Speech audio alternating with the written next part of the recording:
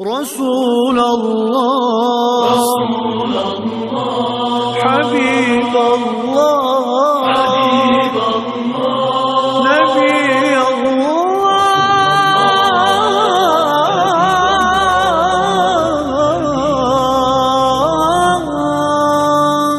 شفيع أعوذ بالله من الشيطان الرجيم بسم الله الرحمن الرحيم الحمد لله والصلاة والسلام على رسول الله السلام عليكم دنيانın her qaysı joylardagi Uyg'ur musulmonlar sizlarga Allohning salomı bo'lsin. Hurmatli qarindoshlar, men sizlarga Arshi A'lodan kelgan nido deb bir darsni sungan edim. Bu darsda men mushu Rasulullohning hayotini mazmun qildim va dedimki Rasulullah'ın hayatını ügünüş her bir Müslüman üçün baştatıp bulamaydıgan farz dedim. Çünkü Rasulullah'ın hayatı bizning dinimiz kardeşler. Hemmimiz bilimiz Kur'an-ı Kerim bolsa Allah'ın kitabı, Peygamber sallallahu aleyhi ve sellem bolsa şu kitap boyunca yaşap, bizge örnek olup, dinning nemiligini özünün emeli, iş hareketi, gap so'zi, turmush bilan bizga o'rgatgan. Bu oddiy har qanday mu'min musulmon bildigan bir savat.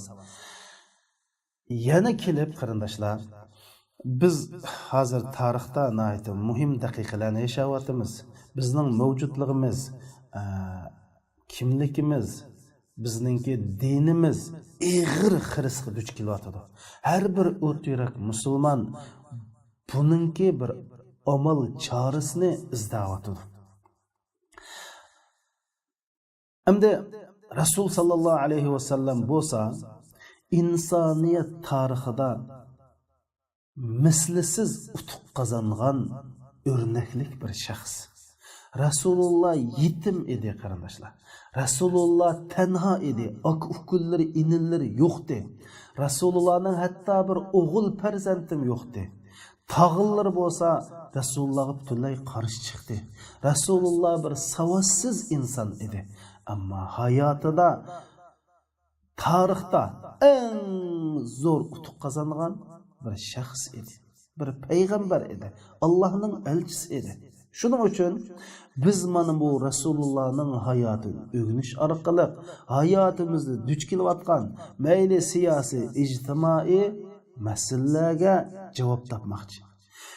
Bizning dunyo oxiratda utuq qozonishimiz Rasulullah'ın hayatını öğrenip va Rasulullah'ın hayotidagi utuqning ochquchlarini tepish qarindoshlar va qo'limizga olish. Çünkü hadis-shunos katta alim İmam Zuhri rahmetullahi aleyh şundak deydi. İlmul magazi ve saraya ilmud dünya vel ahire deydi. Rasulullah'ın hayatını ügünüş bolsa dünya ahiretinin ilmini öğrengenliktir deydi. Yani bu dünyada utuq kazanmakçı olsan Resulullah'ın hayatını ögen, ahirette Allah'ın rizalığı erişip cennet girmekçi olsan Resulullah'ın hayatını ögen. Senin dünya ahiretlik baxt saadetin Resulullah'ın hayatı uyuşurungan deydi kardeşler. Mana bunu bayan kıldım. Resulullah hayatını ögünüşümüz biz Resulullah'ını özümüzde örnek kılışımız gerektir. Biz bilimiz qarindoshlar, Allah subhanahu va taolo Qur'oni Karimda payg'ambarlarninki bizga o'rnak ekanligi va ularga ergishishimizninki bizning ustimizga tushgan majburiyat ekanligini bayon qilgan.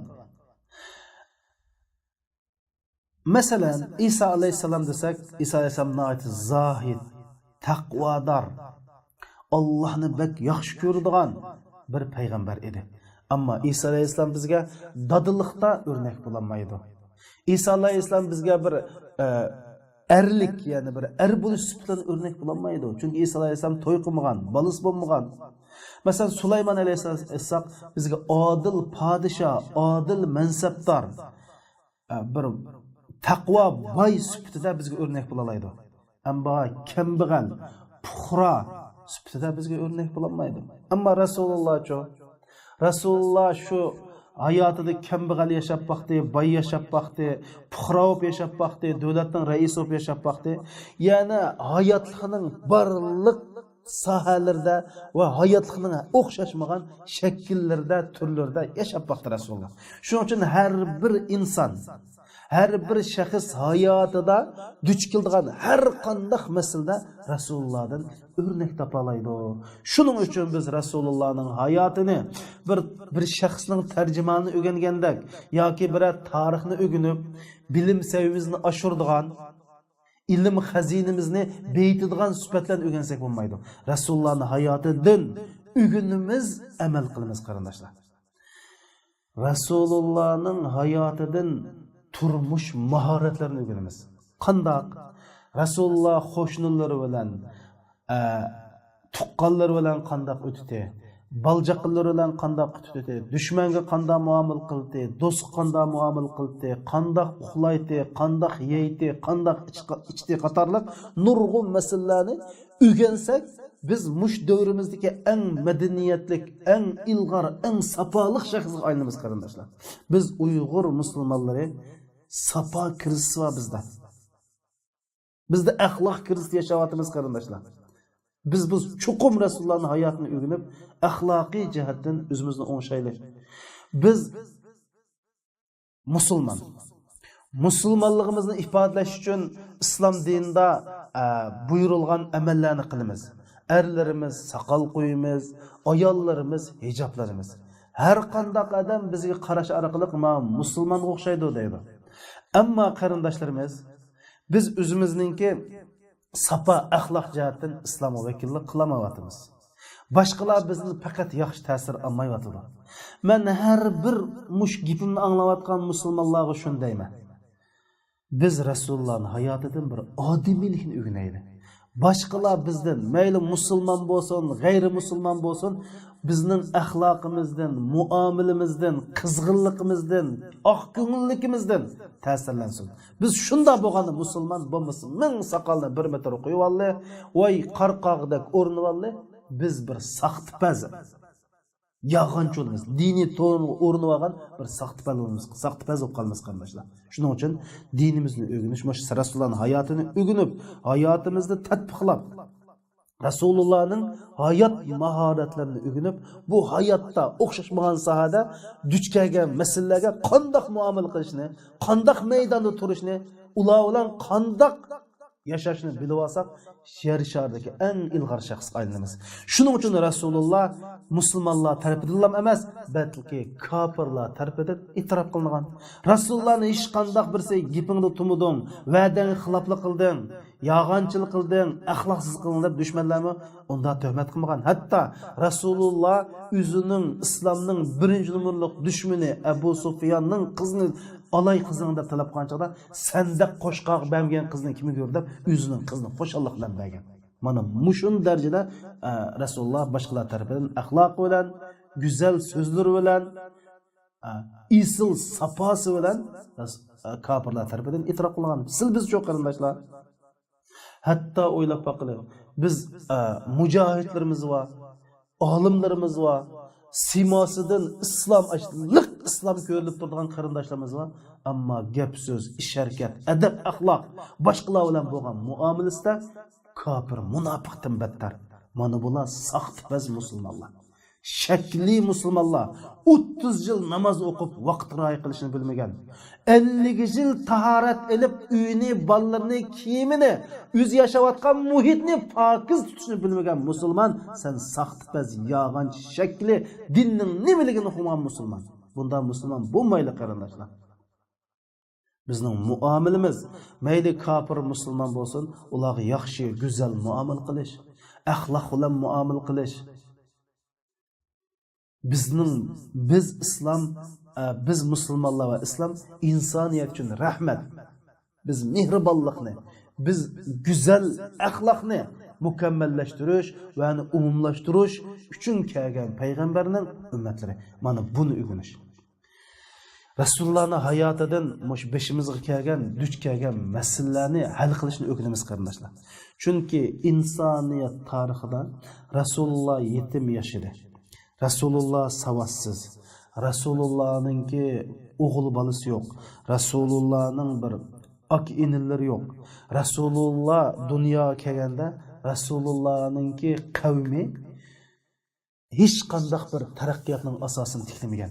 Balki o'zaro kechish urushadigan bir to'xu, bir kala, bir etiz yani deb 40 yil o'zaro qon to'kishadigan bir millatning o'ttirsida dunyoga kelgan. Rasululloh 20 yil jarayonida tarixni o'zgartirib o'tgan bir hokimiyatni qurib chiqqan.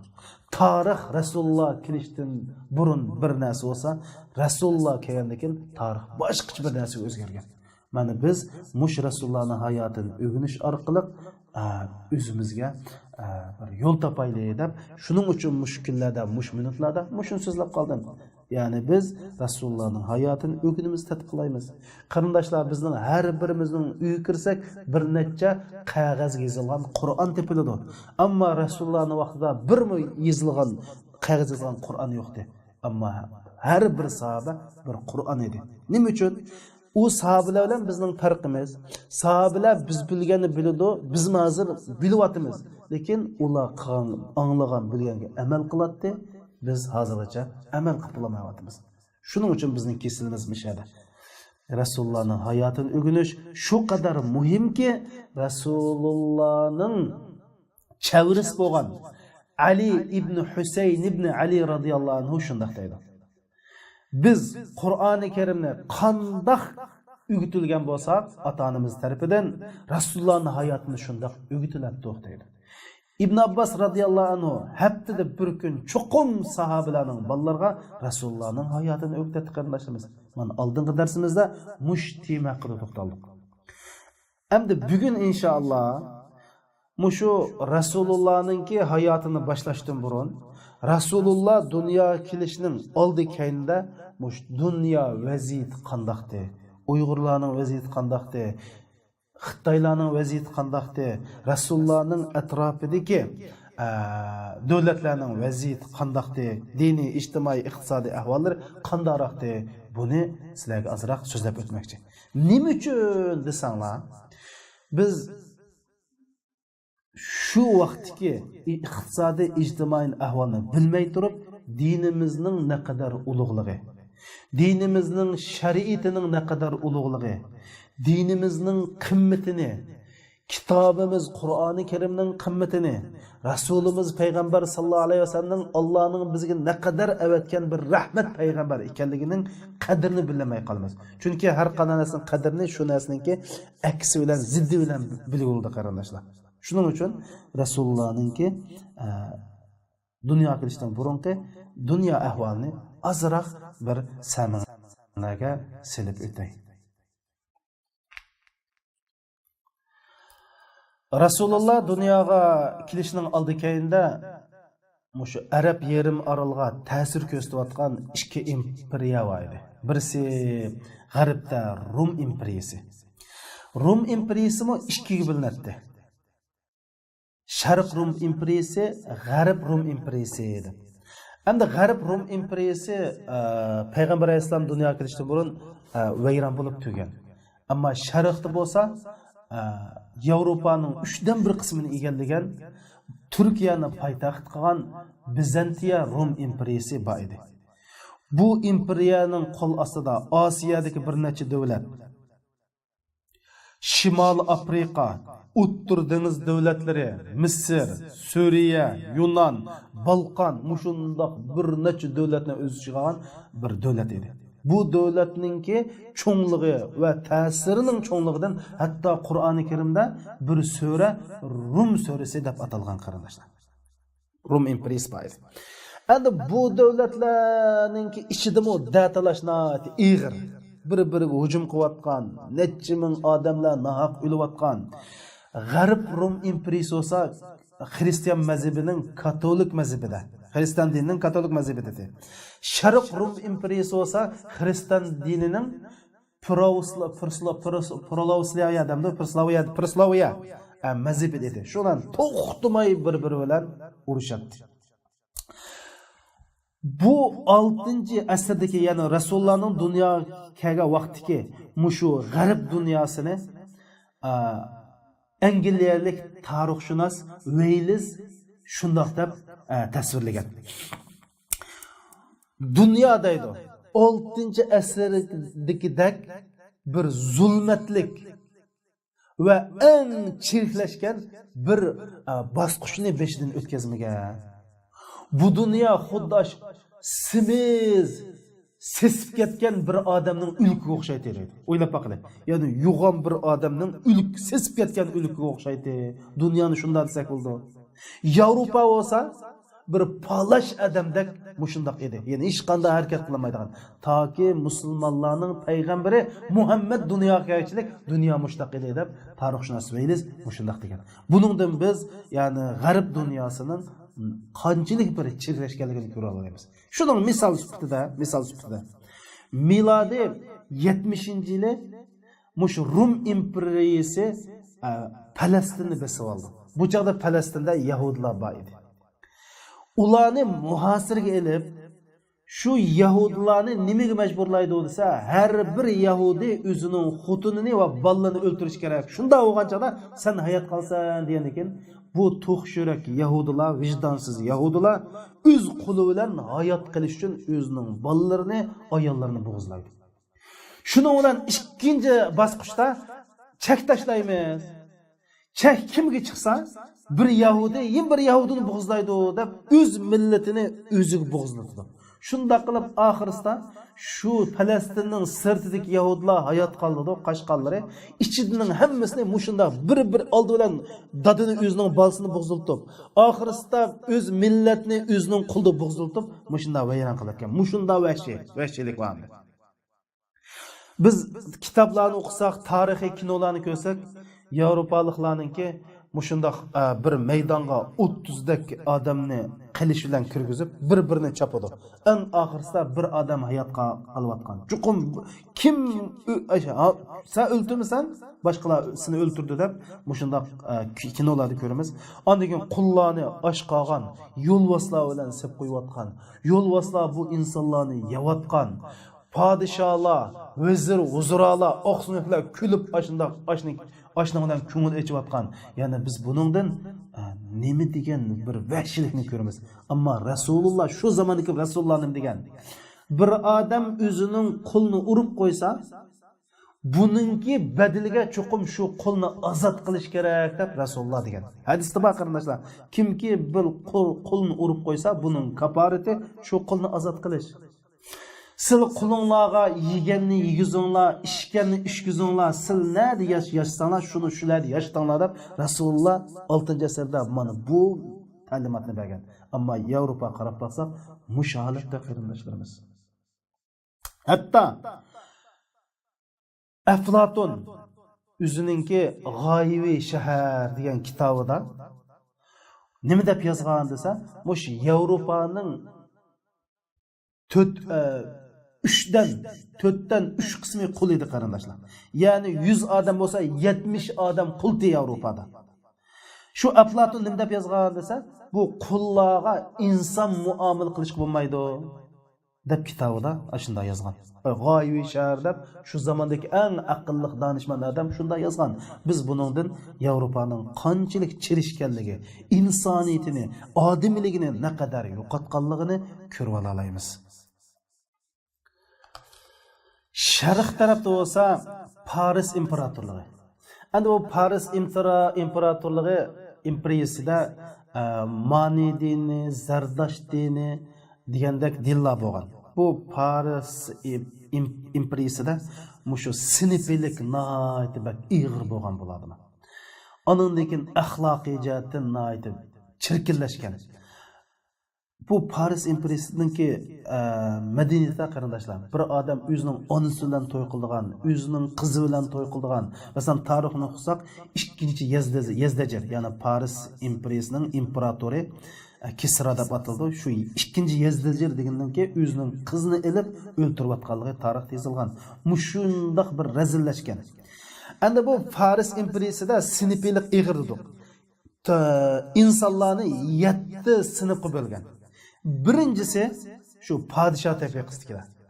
bularning qinda ilohiy qon bor deb e'tiqod qilgan xalqlar. Ya'ni bular shunday ilohiy qon, bu ilohning avlodlari deb shunda chuqungan. Shuning uchun Paris imperiyasining Paris podshosining qishiga bir odam kirsa, chuqum sajda qilib kirdigan. Ammo Rasululloh nima degan?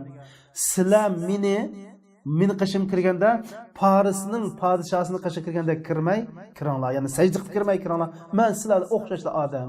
Biroq men payg'ambar, men vahiy qilindi degan. Şu Paris'ninki padişahının qishiga kirsa qanday qiladi? Har bir odam padişah, masalan, vezirlari padişaha 5 metr orliq saqlab turadi. Harbiy qo'mondan yoki shujoning mullari bo'lsa, padişaha 10 metr orliq saqlab turadi. Boshqa davlatning safirlari bo'lsa, padişah bilan 15 metr orliq saqlab turadi. Padişahının qishiga kirgan adam chuqum og'ziga oq paxtini yoki oq raqni mishdaq og'zini to'sib kiradi. Nima ish qilsa padişahning huzurini bulg'ab qo'ymasin deb. Mush darajada qarindoshlar. Ikkinchi tabaqa bo'lsa, ikkinchi sinf bo'lsa, ya'ni oq suyaklar, vazir, huzuralar shu vaqtda ikkinchi tabaqa va shu uchinchi sinf bo'lsa, shu chog'dagi diniy zotlar. To'rtinchi tabaqa bo'lsa, sinf bo'lsa, harbiy qo'monda, harbiy ya'ni askarlar, harbiy amaldorlar. Beshinchi sinf bo'lsa, tijoratchilar, shu vaqtdagi ziyolilar, ya'ni yozuvchi, shoir degandek.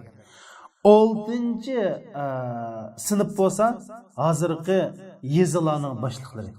Yettinchi sinf bo'lsa, dehqonlar, askarlar. Mana bular xalqning 90%'ini egallaydi. Mushundoq sinf vazlab. Masalan, ikkinchi tabiqani biz oqsunaklar dedik. Bu oqsunaklar faqat mush 7 oiladan chiqadi deb. 7 oila ekan, shu jamoatdan tug'ilganlarimiz oqsunak bo'ldi ekan. Boshqa odamning bu jamoatga tava bo'lish haqqi yo'q ekan. Ya'ni mush darajada sinfvozlik ig'ir bo'lgan qarindoshlar. Masalan, 5-asrda mush Parisdan Mazdak degan bir odam chiqqan. Buni faylasuf deyildi. Bu dunyoda mush sotsializmni tashviq qilgan birinchi odam. Bu nima degan desa, har qanday narsa mush sotsializm o'rtaq bo'lish kerak deb, hatto xotindan tortib, uy hamma narsani o'rtaq deb mushundoq bir falsafani ko'tarib chiqqan. Shundan Paris imperiyasidagi Qabban degan shu vaqtdagi podshoh bu nazariyani qabul qilgan. Şundan bu nazariya qanday bo'lgansa, kuchliklar ojizlarning xotinlarini tatib olgan. Tatibas qonunlik uchun kamma deb, ya'ni sotsializm jamiyati bu deb bichara ojizlarning xotinlarini, uylarini tatib olgan. Mushundoq tarix o'qisanglar, mush mazdakizm deb qo'ydi. Mushniki falsafasi o'ttirib chiqib, ya'ni o'ylab boqili, xalqlar ishlamaydigan, hatto xotin ololmaydigan, pulni topmaydigan, nima ish qilsa shunda topgandikilar kuchliklar kelib ojizlarning narsani bu xalqqa tava narsa deb ilib oldi. Xuddi hozir bizning o'xshash. Yasining emas hukumatning, uysining emas hukumatning, san hukumat beqiyotidi, hukumat beriyotidi degandek, shu zamonga o'xshash bir holat bizda bor qarindoshlar. Ya'ni chiriklashish, noite insonlikni yo'qotish, kuchliklar ojizlarni bo'zigitish, zolimlar bichorlarni bo'zaq qilish bizning hozirgi Uyg'urlarning ahvoliga o'xshaydi. Dal mushu paytda men Rasululloh kelgan. Biz bu tarixlarni bilishimiz kerak. Bilgan vaqtida ondan keyin dinimizning qadrini, ondan keyin bu dinimizdan chiqishimizni topa olamiz qarindoshlar. Mana bu Parislarning ahvoli. Ammo G'arbiy Yevropaning ahvoliga kelsak, G'arbiy Yevropa deganimiz Germaniya, Angliya, Shvetsiya, Maqdoniya degandek bu G'arbiy Yevropaninki ahvoliga kelsak, bularning ahvolini mushu sayyoh Ibrohim Tartush degan sayyoh tarixshunos shunday sifatlaganda, mushu Ispaniyaning shimolidagi kishilar bo'lsa, bir pastkash, saxtipaz, axloqsiz, mehnat bir kishilar edi deydi. Bu adam hatta deydi-ki, bular yilda ya bir qatim, ikki qatim faqat suvoq suvlarla bunda chayqilib qo'yadi deydi. Ya'ni bular yuyinishni jüns adamni kesal qildi deydigan bir e'tiqod boti deydi bularga. Yildiya bir qatim, ikki qatim sudimda so'g'oq suvda choy qo'yib qo'yadi deydi. Ammo kiygan kiyimini bir kiyvasa shu kiyim kirilib, sunib, pochinib ketishlik jumaydi deydi. Nima uchun degan vaqtida bular shu kir bo'lgan sari insonning sog'lomligi foydasi bor deb mushunda e'tiqod qiladi deydi qarindoshlar. Mana bu shu tarixshunos ham sayyoh İbrahim Tartushninki shu o'zininki o'z ko'zi bilan ko'rgan va yashab boqqan ahvolini deydi. O'ylab boqinglar qarindoshlarimiz. Rasululloh dunyoga kelib 5 vaqt namozni farz qildi. 5 vaqt namozga 5 qatim tarat elishini buyurdi. Qur'oni Karimda Alloh subhanahu va taolo innalloh yuhibbut tawwabin va yuhibbul mutatahhirin. Alloh pokiz kishilarni yaxshi ko'rdi dedi. Rasululloh pokizlik dinimizning yerimi dedi yoki dinimizning bir parchasi dedi. Sizlar shuni Rasululloh hadis sharifda sizlar ho'ylanglarni, uyinglarni Yahud nasoradak, ya'ni g'arb ahlidak mayna tutib shularga o'xshab qolmanglar dedi. O'ylab boqinglar qarindoshlarimiz. Mana bu nimning ahvoli. Bulardagi ijtimoiy zulm va shu chog'dagi nachar illatlarni ammo shu Ibn Fadlan deydigan bir sayyoh bor. Ya'ni sayyoh deganimiz dunyoni aylanib shu ko'rganlarni yozdigan odamni sayyoh deymiz, hammamiz bilamiz. Mush adam Yevropadagi mush Hijriyaninki 4-asrda Hijriyaning 4-asrda o'z ko'zi bilan ko'rgan bir ahvolni bizga tunishtirib mana dedi. Ya'ni taxminan milodiy 625-yillari bir mushu Yevropada bir yerda aylanib yurib, shundan qarasa bir cho'ng bir xo'jayin, bir boy uylab qolganda, shundan buni dafn qilish uchun shuning bir necha ayol didaklari bor ekan. Şu zamanның Avrupa adetida agar boy o'lib ketsa, podshoh o'lib ketsa, shu didaklarni teng shu podshoh bilan ko'mish kerak ekan. Qanday qildi ekansa, shu didaklarga ma'lum shaklda bir diniy murosim o'tkazdi deydi. Shan ularning ichida Azroil deb atiladigan bir ayol bir xanjarni ko'tarib akilib, shu diniy murosim qilib, aroqni toz ichib, ondan keyin shu didaklarni birdan o'ltirib, shu boyvach bilan birga dafn qilganligini o'z ko'zim bilan ko'rdim deb yozadi qarindoshlar. O'ylab boqing. Ammo dinimizcha Man qatala an-nafsa bighayri haqqin فَكَأَنَّمَا قَتَلَ النَّاسَ جَمِيعًا. Bir canını nahaq öldürse, bütün dünyadaki insanların öldürgenlikinin cinayetini atıdı dedi. Kur'an-ı Kerim'de bir insanı nahaq öldürse, mengu ebedil ebed dozaqda kaldıqallığını dedi.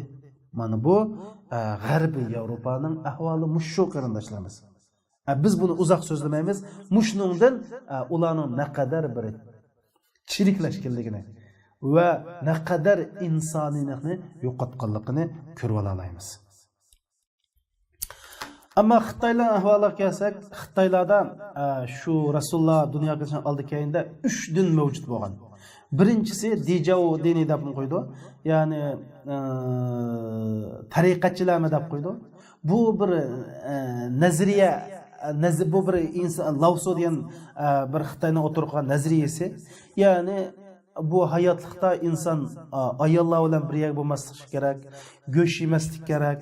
Ya'ni insonlar ish qilib bir normal turmushda yashamay, jamiyatdan ayrilib, shu tog'larda, o'nkurlarda, qabristonlikda mushuna yashashga targ'ib qilgandir. Ya'ni go'sht yemang, yaxshi kiyim kiymang, saqalingizni olmang, chechingizni tushamang, ya'ni darvishlik biznikilar. Shuning targ'ib qilgan birdan. İkincisi ko'ngilchilik. Endi ko'ngilchilikni ko'ngilni biz bilamiz. Bu bir hayot tajribalarini va bir yaxshi qilishga targ'ib qiladigan, ruhiy jihatdan taraqqiy qiladigan bu hayotlik deganning bu hayotlikqa bir xil salbiy qaraydigan. Bu hayotlik asosli bir jafo, mushaqqat, tin iborat. Shuning uchun bu hayotlik degan shunday narsa deb hayotlik salbiy qaraydigan. Xohlasang tashqi ibodat qil, xohlasang nimaga ibodat qilsang bo'ladi. Bu dunyoda ish qilib nimaga, mayli mushukka, shashqonga, buning ibodat qilsang bo'ladi. U muhim emas deb shu bir ta'limotni o'ttirib qo'ygan. Keyin aniga buning ibodatxonalar paydo bo'lib, har xil ko'ngilchilik ta'limotlari bir din aylanib qolgan. Uchinchisi butparastlik Xitoyda. Hozirgacha mu taxminan bor butparastlik, ammo tuzuk bir din bo'lmagan. Shuning uchun ijtimoiy zulm, bularda odamiylikni yo'qotgan, kuchlar ojizni bo'zib ketadigan ahvollar, o'zaro qirg'inchilik, urush nihoyatda avj olgan bir davr. Ammo Amerika masalasiga kelsak, hammamiz bilamiz, u chaqda yangi zamondagi Amerika yo'q, koni Amerika bor. U yerda Hindi Allah yashaydi. Hindi Allah eng ibtidoiy qabilalar edi. Shuning uchun ularningki bir tarixda bir alohida bir narsa yozilmagan. Ammo mushu Arab yerim orli, ya'ni Rasulullohning vatani bo'lgan Arab yerim orli haqida to'xtalsak, Arab yerim orli ma'lum zaman İbrahim alayhisalomning dini bo'yicha, ya'ni tavhid sog'lom din ustida bo'lgan. Bir zamonlarda Amr degan bir odam mush Suriya tarafga berib, kishilarning butlarga ibodat qilayotganligini ko'rib, buningga hayron qilib, yaxshi ekan-ku, bizim mush butni apasak, mushunda but qarasak bizga Allohni aslatadi ekan degan niyat maqsadda butni Makkaga olib kirgan. Shundan kishilar bu nima degan chaqda, voy mushu Shamda mushlar kishilar ibodat qildi ekan, biz mush but qarasak bizga Allohni aslatadi va mushu orqali biz davomli Allohni aslab turamiz degandek gaplar bilan butni akirdi. Bag'ancha bu but shuning bilan shularning nazarida bir ilohga aylanib qoldi. Masalan, Makkadagi eng cho'ng butning ismi Hubal edi. Taifdagi eng cho'ng butning ismi Lat edi. Mushundoq qilib har bir qabilaning, hatto har bir oilaning o'zlarining ilohlari bo'ladi. Bu butlarni har xil narsalarni yasaydi. Ba'zilarini xo'mida yasab, qo'sig'i chiqqanini yevitdi, ba'zilarini toshda yasaydi. Agar hech kim bo'lmasa, bir qumni bir yerga kelib, qo'yni sig'ib, shu sut bilan qumni bir yerga bunday pomzaq qilib, bunday bir shaklga keltirib, hatto shuningga ibodat qiladi. Shu darajada, ya'ni diniy jihatdan shundoq bir chiriklashgan. Shu Umar radhiyallohu anhudan, ey Umar, voy Rasululloh so'raganda, sizlarning aqlingni yo'qmidi? Qalab turib, ash toshqa, tezakka, daraxtga chuquntinglar joylayat desa, ya Rasululloh, aqlimiz bor-ku, lekin hidoyat yo'q degan. Mush holatda. Hatto Makkaning atrofida 360 but bor edi. Ammo jazoni xo'rlik shunda avjab ketgan. Qamarvozlik avj olgan. Aroq sharob shunda umumlashgan, zina fohisha umumlashgan bir jamiyat edi Makkaning ahvoli. Oysha onamiz bu vaqt bayon qilib, Makkaning ijtimoiy ahvolini bayon qilib, masalan, bir ayol ne 10gacha erlar oldigan. Ya'ni bir ayolni 10 er oldi ekanda. Shundan bu ayol tuqqan vaqtida da qarab bilan birisini palani mavsining balang desa bosh tortolmaydigan. Mushunda ahvollar bor ekan. Ikkinchi xil ahvolda ashundoq ayollar o'zininki uyiga mendaq bir bayroq qadab qo'ydi ekan. Bu degani xalgan erlar kirsanglar bo'ldi ekan. Xalgan erlar kirib bu ayollar bilan bir yerga bo'ldi ekan. Shun bu ayol bal tuqqan vaqtida mushu maxsus hay'at shunas kishilar bo'ldi ekan, yanında chiroyi qarab turib, "Hamma u palaning balasi" deb bekitib berdi ekan. Shu hay'at shunas odam shu palani balsa shuning balasi bo'lgan. Mundaq bir ahvol. Yana bir ahvol bor ekan. Mushu Arablarning oq sunaklari degan kishilar bor ekanda. Oysha onamiz deyotgan gap mana. Bir ayoli odat ko'rib saqaygandan keyin o'zining ayoliga yaqinlashmay turiblam, palani oq sunakni qashib berib qo'saq ko'tarib keldi ekanda. Şu ayal berip, şu Mekke'deki bira bay bira aksanı kaşı verip, şunun xutun bulup, şunundan qosak kütasa, şunundan pəxirlenip, anınınkin şu ayalını, vay mening ayalim palanın qosak kütadi, bunundan tuğulgan bala aqıllı oldu, pelvan buldu, aqsunak buldu, hatta muşunçilik bir peskeşlik, vicdansızlık, qarindaşlar. Ahvalda, muş ahvalni Ayşe anımız dep bergen. Yani muşundaq bir qalaqlıq, savadsızlık, zomugerlik bir muhitta Resulullah dunyoga kelgan.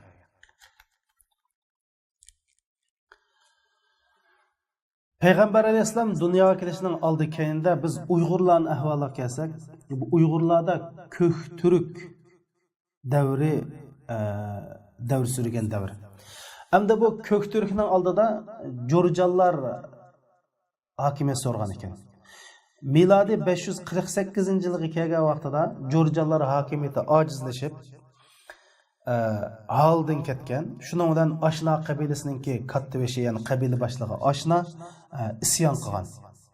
Bu chaqda Jo'rjallarninki bu isyonni bisib turg'idek majoli yo'q.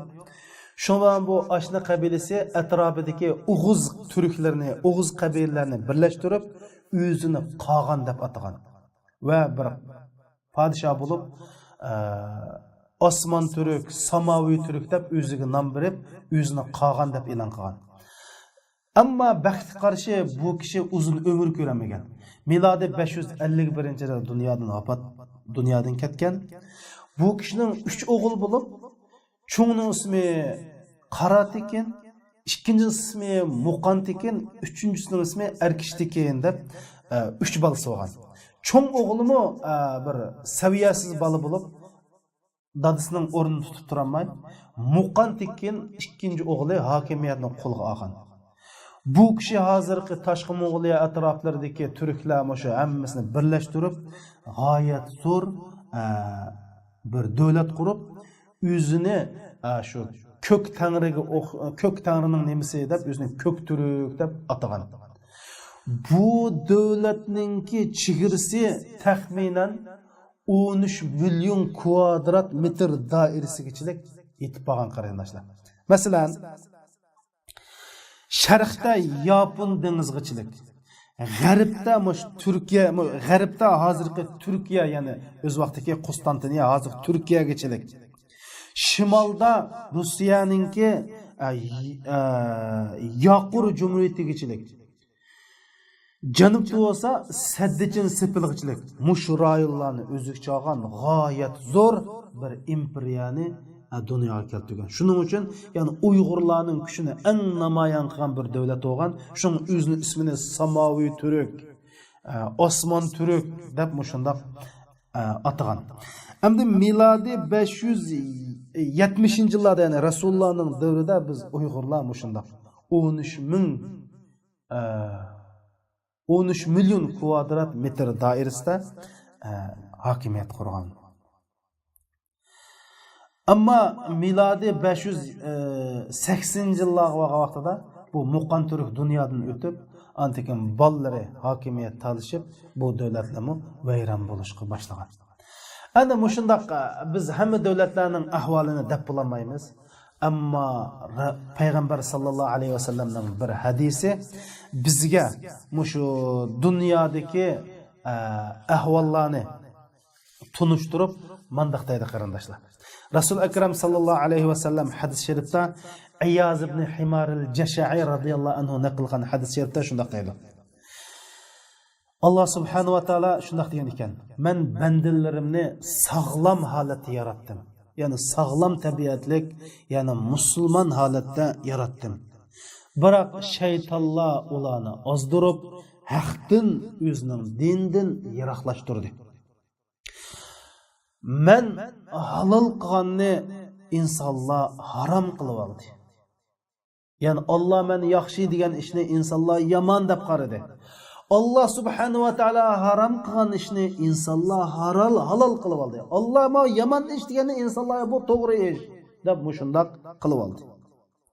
Allah subhanahu wa ta'alaga shirik keltirdi. Allah subhanahu wa ta'ala zimindeki mayli Arab bo'lsin, boshqa millatlar bo'lsin, hammasidan g'azab nafrat qildi deydi. Nima uchun? Ular axloqiy, siyosiy, ijtimoiy jihatdan hammasi chiriklashgan, insoniyatini yo'qotgan. Mushunda holatda edi, biroq deydi. İlla baqaya min ahlil kitob.